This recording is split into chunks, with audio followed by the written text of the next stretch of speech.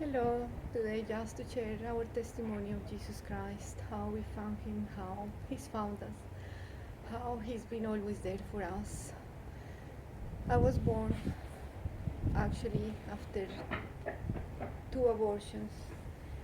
I mention this because just to understand the generational courses that come attached to that. My grandparents, one was great grandparents, an English general that went to Colombia in the 1800s and had an illegitimate daughter from someone else, and then Spaniard blood as well from my grandmother. And my parents were affected by their upbringing with these people, with their grandparents, in Masonry, in Catholicism. And by the time that I was 5, actually, they divorced. And of course, it was a very difficult time for me and for all of us, just dealing with the situation, moving to a different city for a year, staying with my mother, and never really bonded with her. Always closer to my father and my father's family. And when we moved to live with her mother, just to cope with divorce for that period of time before she could find a new job or a new flat, we were just living with my grandmother, who was a very religious Catholic person, very lovely, and but influenced by Catholicism. And she told me that for not being baptized around 6, I would go to hell, which is great to hear how many people, how many others actually have experienced the same, no? Just the same curse. And that kept me thinking and realizing that the urgency of being baptized, or the urgency of finding God and exploring more about the subject. And around around the same time, actually, the school teachers came asking who wanted to have the prime communion, and I couldn't do it because I was not baptized. So I really wanted to be closer and closer to God, and I felt like a little bit rejected, or a little bit not good enough to partake of those celebrations. So by the time I was 14, I was living with my father's family, and everyone says they are Catholics, but actually it's just very secular, it's just very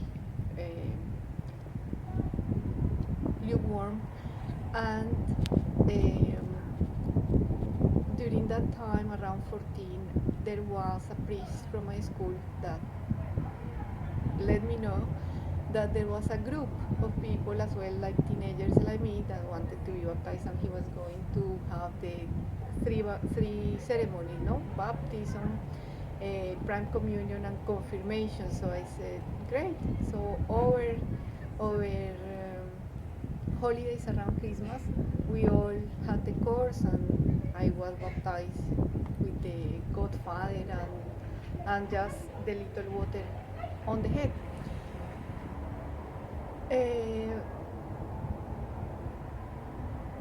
Within years of that experience, we had an accident before I was 20, and the car, I was listening to Christian music, Christian radio stations.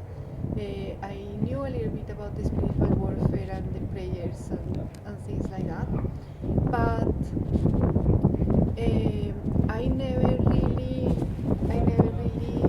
we are trying to protect the mobile for the sound. And during that was rolling and rolling and rolling. I was in the front seat, and actually everyone was left outside the car. I was the only person that was in the middle, and really in that moment I experienced the presence of God. Yes, I was in complete surrender. I had my eyes closed, and all I said was, Satan, please save me, maybe. And nothing happened to me. It was quite a terrible accident for everyone injured. My sister almost lost the arm. The other one was broken, the hips and things like that. She was going to live with my mother, who was abroad, and she was living in China for many years, Saudi Arabia, Jakarta, and it was really a warning for her not to go, because as soon as she left, the Gulf War started over there, no? And during that time, we were given our first Bibles, and I was just learning the power of healing, reading really more about the Holy Spirit and the charismatic movement that was, at that time was really like quite popular with many people, because from the normal Catholicism that we were used to, this charismatic movement just brought the presence of the Holy Spirit, and it was really lovely to experience.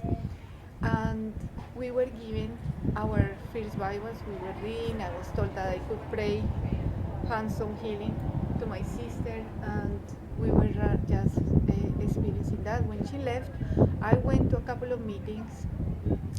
I was forbidden to join these in-laws that were inviting me to the groups, because I was going to be brainwashed and all that. And by the time that I was like 22, I just went to a couple of meetings, but I did notice that they didn't have many answers to the questions that were being raised.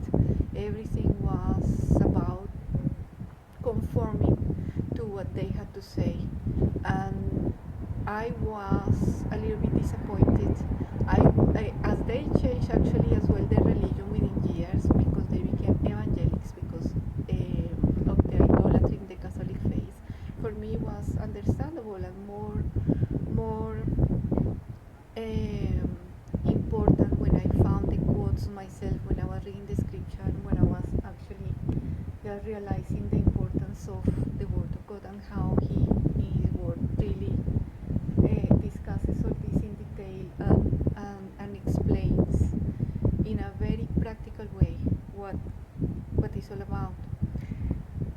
And during that time, we were going to certain meetings. I was as well concerned about all the gifts of the Holy Spirit, how they are imparted,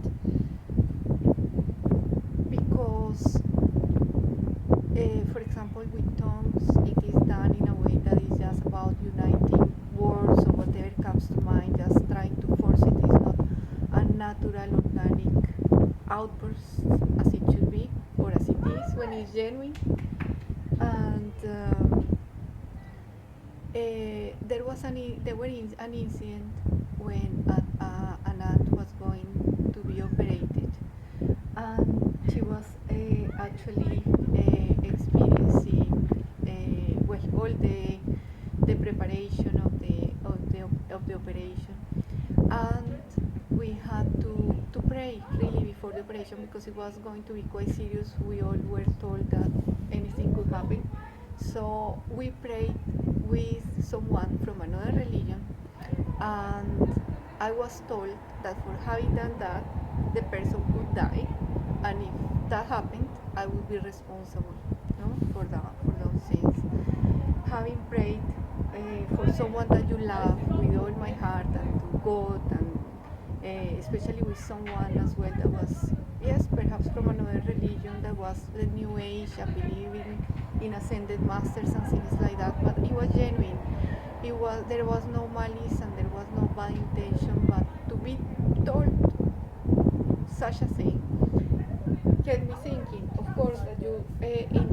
that time you take it like against the God.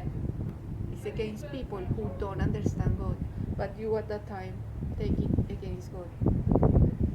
And due to numerous incidents like that, I simply decided just to separate. I couldn't find a place in the mega churches. I couldn't find a place when I was abroad. I couldn't find a place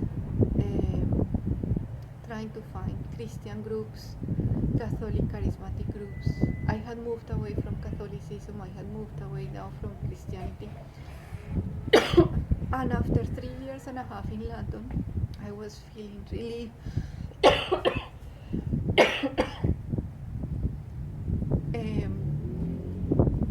very down. I had been working in a bank, and my throat is always affected. During that time, I was working very hard. I had left also my career, so my university, sorry. So I thought that I was going to have a lovely professional life because I thought that it was about being good human beings. I thought it was about being the best that you could be, but I was wrong. And as an excuse to have a break, I decided to come to London to learn English, to study something, and then go back. And after 3 years, things were not working, but I really loved the city. I really loved. There was a magic here. There were things I felt I had to do, at least to live with a good level of English. And God started to work on me, and through suffering, through hard experiences, I really started to feel Him closer and closer and closer. And after 3 years and a half, I had the most wonderful experience. I was not climbing. I was not the same one that arrived here.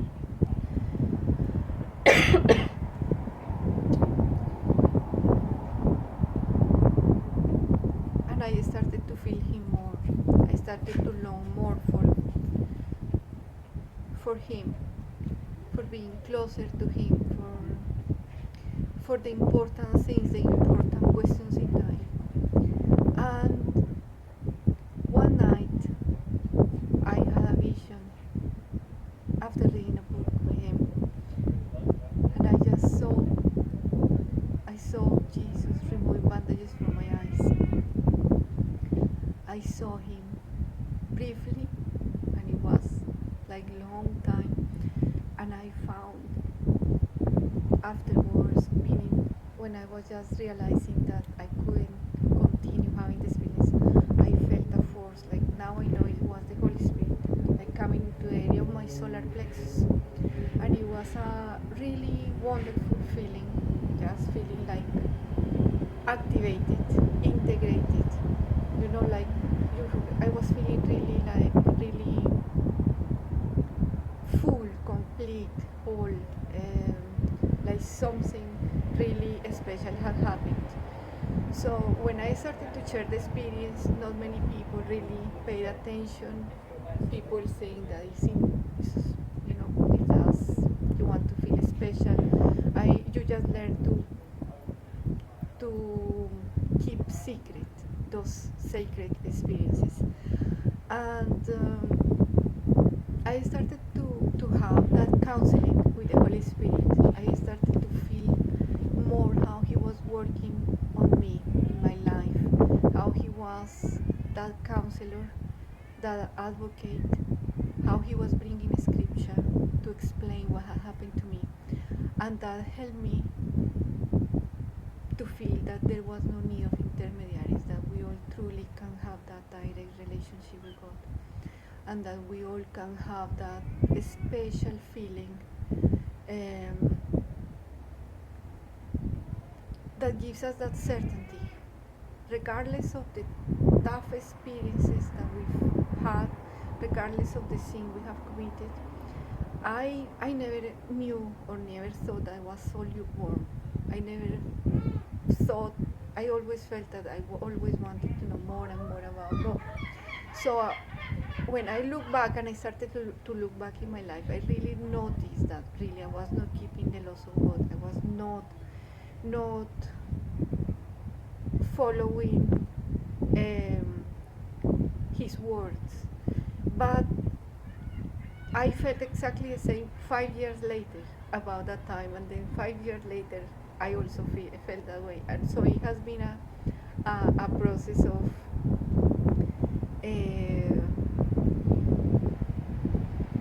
realization, and the more you separate from the world, the more you realize how immersed you were in the world, the more you truly understand how simple it is to know God when you have a sincere heart, when you call Him, when you truly want to know Him, and how close He is around us. And at the same time, you realize all the baggage that is coming from previous generations: Masonry, Catholicism, divorce, adultery, fornication. There is someone in my family that is homosexual.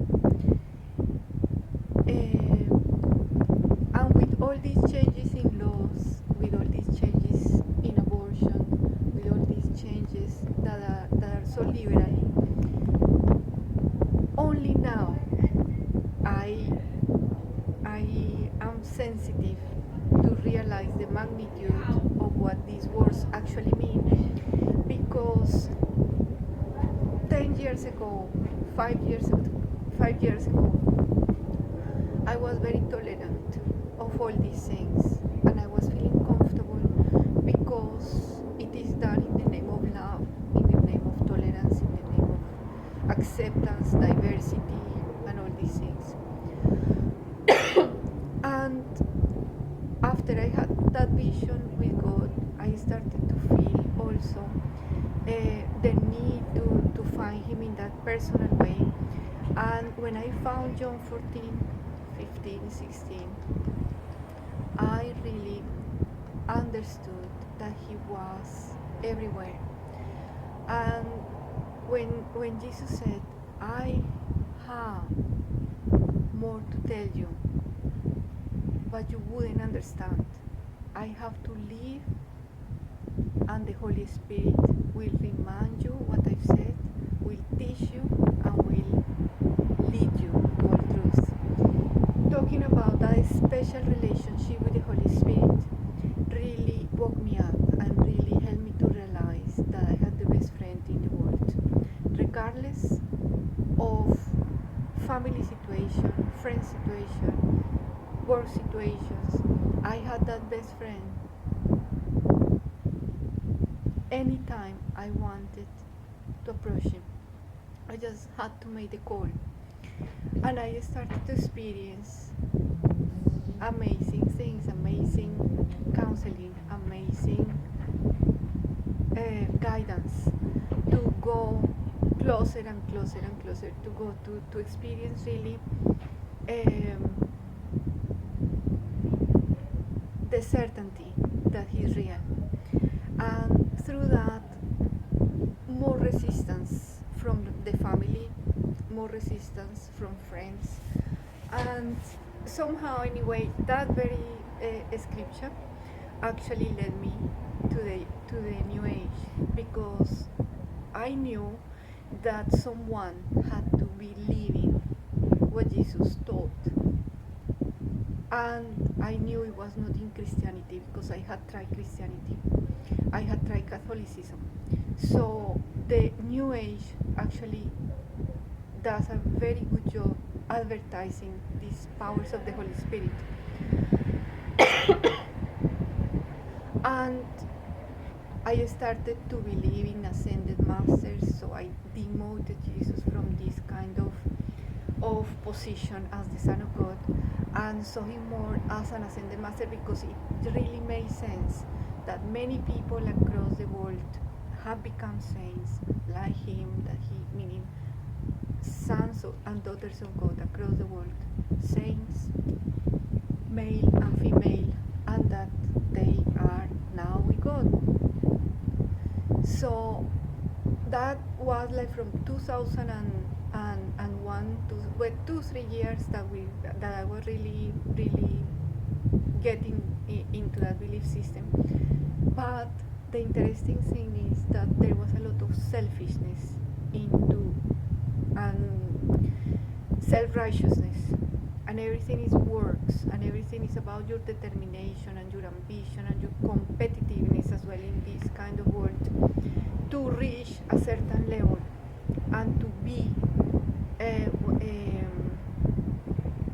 to be a God, to you become God, when actually God lives and dwells within us. We cannot do it of our own strength. We need to realize that in humility, that we cannot do it of our own strength, that we actually need God. And it is in the name of Jesus Christ that we go to the Father, that we actually realize that He has died for us, that He paid the price, and that through Him we can have access to our Father. I had experienced a very difficult situation with relatives, and really the experience of divorce, the experience of the first relationship I had with someone brought a lot of division in my own family.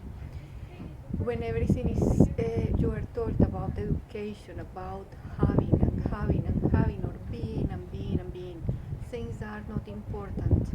And if you don't follow that path, you are criticized. If you don't follow that path, you actually become a no one.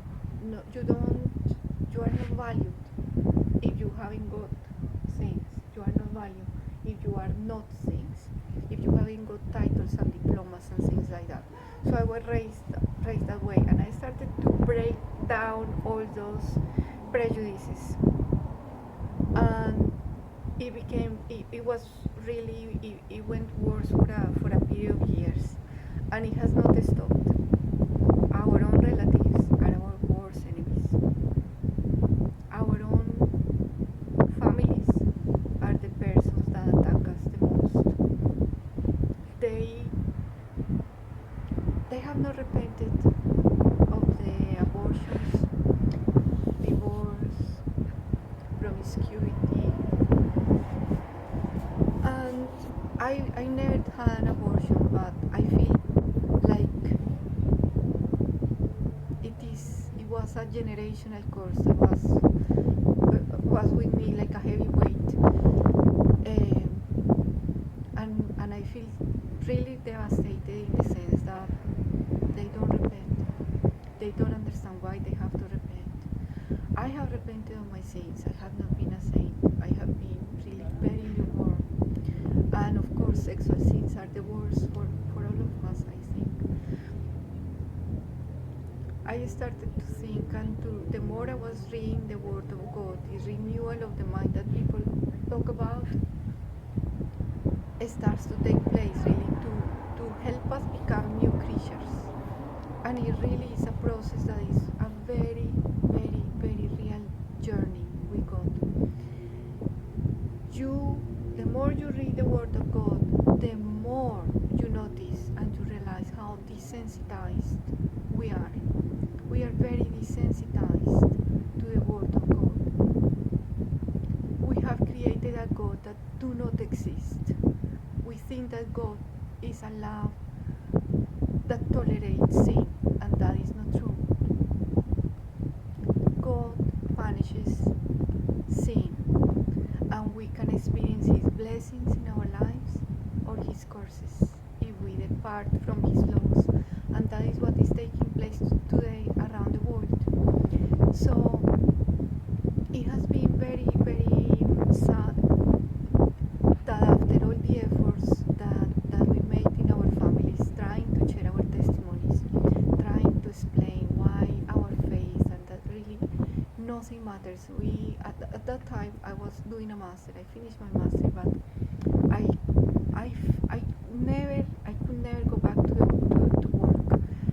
I was led to a cave of wisdom, to a cave where I had to really be immersed in the Word of God, in the presence of God. And at that time it was the New Age, it was other books, other techniques, exploring other techniques, but all with the intention of knowing God and knowing more about God. And when you realize, or when you actually experience, no, all those techniques are also that techniques. Many people, we are taught as Christians, many people prophesy, many people heal, many people can do lots of miracles. But even God, that day will tell them, depart from me, I don't know you. Because if everything is done for self, that's idolatry. It can be idolatry to self, to money, to other gods, it doesn't matter. But whatever you do, if you give a penny, if you give £1 trillion for you to have a name, to have an honorable position, it doesn't count in the eyes of God. Anything, any title, any diploma, any possession is meaningless if you haven't got that relationship with God.